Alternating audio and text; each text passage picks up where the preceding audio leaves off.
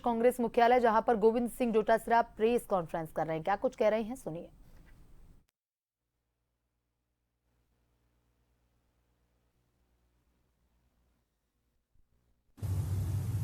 वो अपनी सरकारों का दुरुपयोग करते हैं और संवैधानिक संस्थाओं का दुरुपयोग करते हैं। और आप सबके सामने इससे ताजा उदाहरण कोई हो नहीं सकता कि सोनिया जी और राहुल गांधी जी के ऊपर जिस प्रकार से जिस दिन कोर्ट ने कहा था 1 साल में जो करना कर लीजिए, 1 साल का आखिरी दिन हुआ और एक परसेप्शन पूरे देश में बनाने के लिए कि देखो इनके खिलाफ चार्जशीट हो गई और ये लोग अक्यूज्ड हैं और इनके खिलाफ केस चलेगा, उसके बारे में पूरी तरीके से सच्चाई कन्हैया कुमार जी बताएंगे, क्योंकि ये आज की इस प्रेस कॉन्फ्रेंस के हमारे मुख्य वक्ता हैं।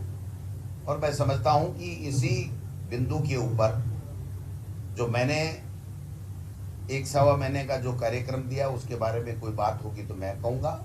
और नेशनल हेराल्ड या जो भी मामला है, ईडी ने जो ताज़ा हमला किया है और गलत जो चार्जशीट दी है उसके ऊपर कोई बात आएगी तो कन्हैया कुमार जी कहेंगे। आप सब लोगों से मेरा आग्रह रहेगा कि हमारी प्रेस कॉन्फ्रेंस को इन्हीं मुद्दों तक आप रखेंगे, ये मैं आशा और अपेक्षा और सहयोग आपसे चाहता हूं।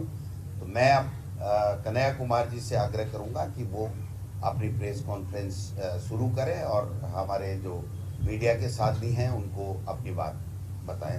कन्हैया कुमार जी।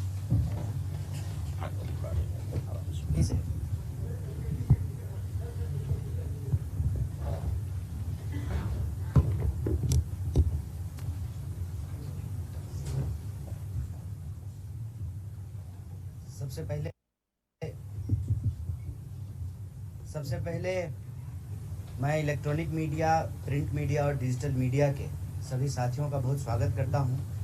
और राजस्थान प्रदेश कांग्रेस कार्यालय के जो हमारे स्टाफ हैं, जो मीडिया विभाग के लोग हैं और हमारे प्रिय और लोकप्रिय प्रदेश अध्यक्ष डोटासरा जी का बहुत धन्यवाद करता हूं कि इस प्रेस वार्ता के लिए ऐतिहासिक शहर जयपुर में आना हुआ है। इसके लिए आपका बहुत बहुत आभार।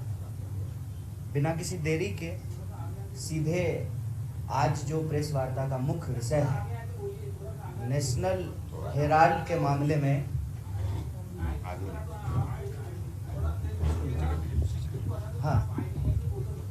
मुझे लगता है ऐसे ही बोल देता हूँ, इसकी भी जरूरत नहीं है,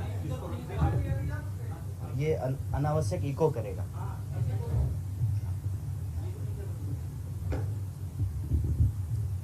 तो सबसे पहले आज की प्रेस वार्ता का जो मुख्य विषय है उसके संबंध में कुछ बातें आपके सामने रखना चाहता हूं।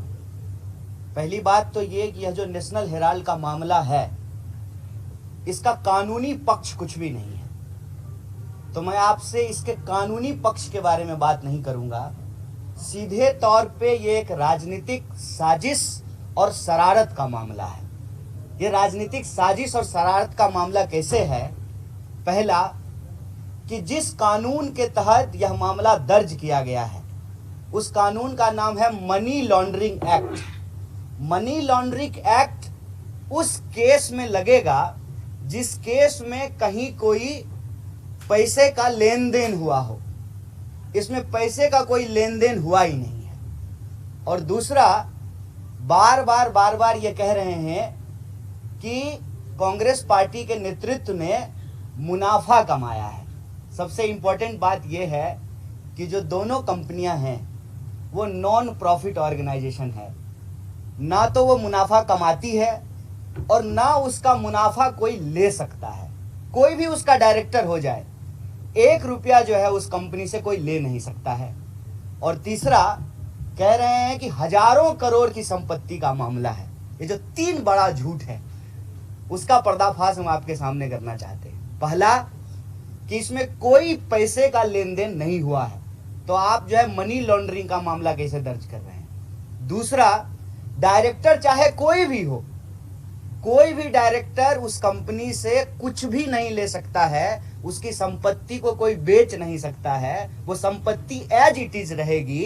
तो जो है राहुल गांधी और सोनिया गांधी जी ने फायदा कैसे ले लिया। और तीसरा, सुविधा अनुसार बदलते रहे 5,000 करोड़ की संपत्ति है पहली बात जान लीजिए, नेशनल हेराल्ड की जितनी संपत्ति है, एक लखनऊ के ऑफिस को छोड़ करके सारी संपत्ति लीज पर है। मतलब वो नेशनल हेराल्ड की भी संपत्ति नहीं है। यह जो हमारा प्रदेश कार्यालय है, ये कांग्रेस पार्टी की इंडिविजुअल प्रॉपर्टी है, लेकिन जो सरकार से हमको ऑफिस मिला है वो हमारी प्रॉपर्टी नहीं है, वो सरकार की प्रॉपर्टी है। सरकार जब चाहेगी तब ले लेगी। मतलब पहले दिन से नेशनल हेराल्ड के मामले में भाजपा झूठ बोल रही है। सवाल यह है कि इनके हजारों झूठ की तरह यह नया झूठ क्यों परोसा गया है। नया झूठ इसलिए परोसा गया है कि प्रधानमंत्री जब आए थे तो उन्होंने एक बात कही, कांग्रेस मुक्त भारत। उनको एक बात समझ में आ गई, तीसरी बार प्रधानमंत्री बने हैं, कि कांग्रेस मुक्त भारत नहीं हो सकता है। खास करके उस परिवार के रहने के चलते जिस परिवार से 2 प्रधानमंत्री ने अपनी शहादत दी हो देश के लिए बलिदान देने वाले परिवार को बदनाम करने पे इसलिए उतारू हैं कि इनको मालूम है कि इनके खिलाफ कोई भी आरोप चिपकता नहीं है। आपने देखा किस तरीके से जो है राहुल जी की नागरिकता पे सवाल उठाया गया, फिर कोर्ट ने फटकार लगाई, वकील को जो है जुर्माना भरने को कहा और जेल किया वकील को, सदस्यता समाप्त कर दी गई, फिर सदस्यता बहाल की गई, घर वापस ले लिया गया, फिर घर दिया गया। और जनता को देखिए, सांसद थे तो आपने सदस्यता छीन ली और घर ले लिया, जनता ने लीडर ऑफ अपोजिशन बना दिया और जो है सांसदों की संख्या जो है वो डबल कर दी। तो भाजपा कहीं ना कहीं यह बात समझ गई है कि जब तक यह परिवार है, जब तक कांग्रेस पार्टी है, तब तक संविधान को चकनाचूर करने का इनका सपना पूरा नहीं हो सकता है। देश की जो बहुसंख्यक आबादी है, चाहे वो दलित हो, आदिवासी हो, पिछड़े हो, अति पिछड़े हो, गरीब लोग हो, अल्पसंख्यक हो, उनके हितों पर हमला नहीं हो सकता है। प्रधानमंत्री जी को यह बात पूरी तरह से समझ में आ गई है कि वो और उनकी मित्र मंडली जो इस देश की संपत्ति को दोनों हाथ से लूट सकते रहे हैं, उसको अगर कोई रोक सकता है तो कांग्रेस पार्टी रोक सकती है।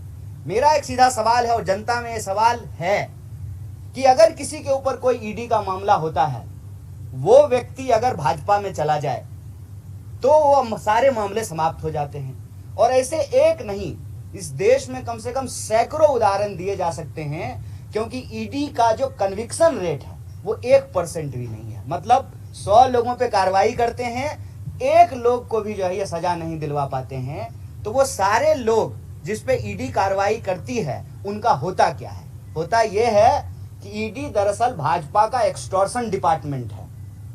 ये एक्सटॉर्शन डिपार्टमेंट जो है भाजपा आरएसएस के लिए इलेक्शन के साथ भी और इलेक्शन के बाद भी, प्रधानमंत्री जो कहते हैं कि हम 18-18 घंटे काम करते हैं, यही एक्सटॉर्शन डिपार्टमेंट 18-18 घंटे काम करता है। जो सवाल आज कांग्रेस पार्टी के लिए उठाए जा रहे हैं, वही सवाल आरएसएस और बीजेपी के लिए क्यों नहीं पूछे जा रहे हैं कि आप हर शहर में जो दफ्तर बनाए हैं, कहां से बनाए हैं? आरएसएस तो रजिस्टर्ड ऑर्गेनाइजेशन भी नहीं है। नेशनल हेराल्ड आजादी के वक्त में पंडित जवाहरलाल नेहरू और अन्य स्वतंत्रता सेनानियों के द्वारा स्थापित किया गया। 3 अखबार चलाए गए, अंग्रेजी में नेशनल हेराल्ड, हिंदी में एक अखबार और उर्दू में एक अखबार। और वो अखबार जब चलाई जा रही थी, और ये बहुत आइकॉनिक बात है, इसको याद रखिएगा, 1942 के भारत छोड़ो आंदोलन में अंग्रेजों ने इस अखबार को प्रतिबंधित किया था। जब अंग्रेज से नहीं डरे, आज़ादी के आंदोलन के दौरान, आज़ादी के पहले, जब आज़ादी को प्राप्त करने के लिए, आज़ादी को लाने के लिए संघर्ष हो रहा था, तो आज जो है अंग्रेजों के जासूसों से डरेंगे? उनसे डर लगेगा जब अंग्रेज से नहीं डरे।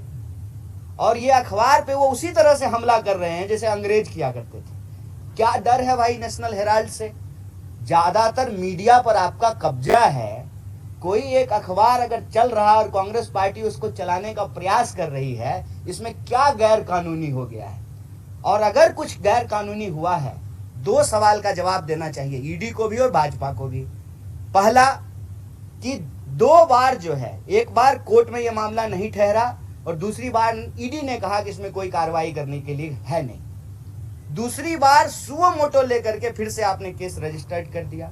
इतने साल हो गए हैं, क्या कार्रवाई है आपकी? सिवाय इसके कि जब देश में आपको ध्यान भटकाने के लिए कोई मुद्दा चाहिए तो जो है आप ईडी का मामला उछाल देते हैं। हम कहते हैं कि सरकार सबूत पेश करे और जो अपराधी है उस पर कार्रवाई करे, लेकिन सरकार जब खुद ही अपराधी बन करके उन लोगों पर कार्रवाई कर रही है जो लोग सरकार के विपक्ष में हैं, और यह बात बिल्कुल आमने सामने दिख रही है। नीतीश कुमार जी जब इंडिया के साथ थे, उनके सारे मंत्री के घर पे जो है ईडी का छापा हुआ। जो ही एनडीए के साथ चले गए, किसी मंत्री पे कोई कार्रवाई नहीं। एक नहीं, ऐसे हजारों एग्जाम्पल दिए जा सकते हैं। तो भाजपा ने ईडी के माध्यम से इस देश में जो राजनीतिक लड़ाई लड़ने वाले लोग हैं, उनके सामने दो विकल्प दिया है, या तो आप भाजपा में आइए या जेल में जाइए। लेकिन बीजेपी यही एक गलती करती है। गलती ये करती है कि सब धन 22 पसेड़ी होता नहीं है। सारे लोग जो है वो ईडी से डर नहीं जाते हैं। सारे लोगों को इनकम टैक्स और सीबीआई से डर नहीं लगता है। सारे लोगों को जेल जाने से डर नहीं लगता है। खास करके कांग्रेस पार्टी पिछले कुछ सालों में जिस तरीके से इस देश के आम लोगों के मुद्दों को उठा रही है, यह